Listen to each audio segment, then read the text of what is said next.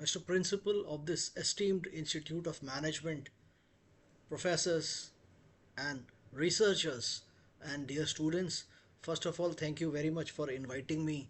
So, firstly, it's an interesting topic, the management of cricket or the business of cricket and ethics.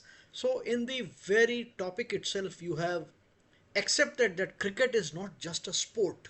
It is not a sport, it is a business.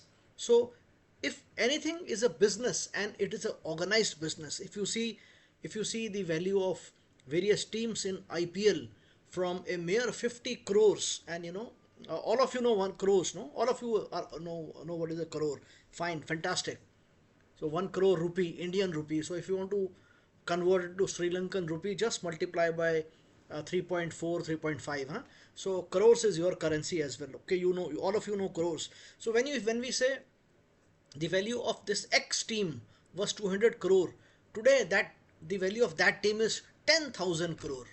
So imagine the quantum jump it has taken in a matter of 17 years. 17 years. So another team I don't want to name because the figures have to be, these figures are speculative in nature. They are not in public domain. These are not publicly quoted companies. So 50 anything which was 250 crore has become 20,000 crore.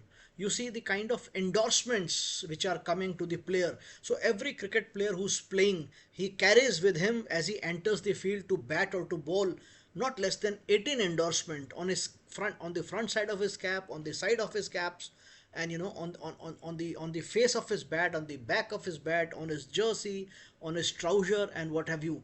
Many there are At least there are 18 companies which are riding on one particular club. So I am talking of Indian Professional League, the IPL cricket.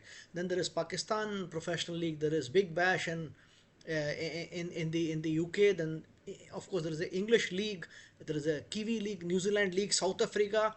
The league is really thriving. You have in Sri Lanka also a very thriving league. So if there is any sport on which multi-billions of dollars are riding, then it becomes a business, and on it depends the livelihood of not only players but of the gatekeepers, of the stadium owners, the people who supply groceries to what players eat, people who are various manufacturers who are supplying various kinds of cricketing gear. So we all agree that this is a business. So if it has become a business, then that means it has to follow the principles of management. So one part is clear, that this is principles. The cricket is not just a sport, it's not just a game, it is a multi-billion business. Okay, so anything which is business, on which there are several stakeholders to a business, several stakeholders.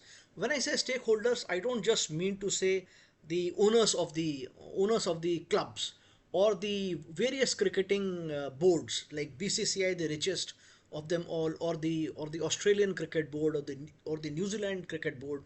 I don't mean just the boards. I they are the owners, okay, in a sense, because they derive dividend if that organized body makes a profit. For example, BCCI, it is a tax exempt organization.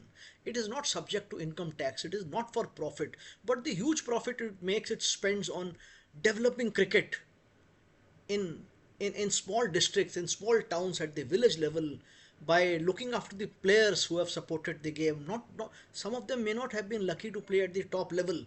So that means there are many stakeholders. So what is a stakeholder? A stakeholder could be the ownership, the owner. The management is another stakeholder. And as you know, ownership and management has to be divorced if it is going to be a truly great organization. If it is a publicly quoted company, of course the management and the ownership has to be divorced, in the sense they have different type of roles to play. Similarly, boards have a different type of role to play. Players have a different role to play. Players are very important stakeholders. The guys who own the stadium, all the advertisers who are riding on on big events, on big cricketing events, they are stakeholders. But who's the biggest stakeholder for the game of cricket? The biggest stakeholder, in the game of cricket, is the guy who pays and watches you in the stadium. He claps when the player hits the ball out for a 4 or a 6. He claps vociferously with all passion if his team wins, and he is so dejected and he's so downcast when his team loses. The biggest stakeholder is the spectator, are the fans, millions of fans. So it is very important that the business of the game of cricket is aligned in terms of responsibility, duty, fiduciary responsibilities towards that fan. Okay, so I have explained to you the topic. It is absolutely important that all the interest of all shareholders are balanced. This, in short, is my take on the title, the business side of the game of cricket and ethics. Any business, if it has to be run, must be run by a set of ethics, a set of code. Like Infosys is a code of conduct for all the employees. It is a code of conduct for senior management. It is a code of conduct for the vendors. It is a code of conduct for the management, for the ownership, for the board. It has a code of conduct. People are supposed to, because if there is no code of conduct, then a particular situation is subject to opinion.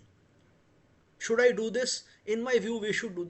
And then your own prejudices, your own biases, they come into play, and everything becomes a matter of opinion. And then the ethics part is, it takes a back seat. It takes a back seat.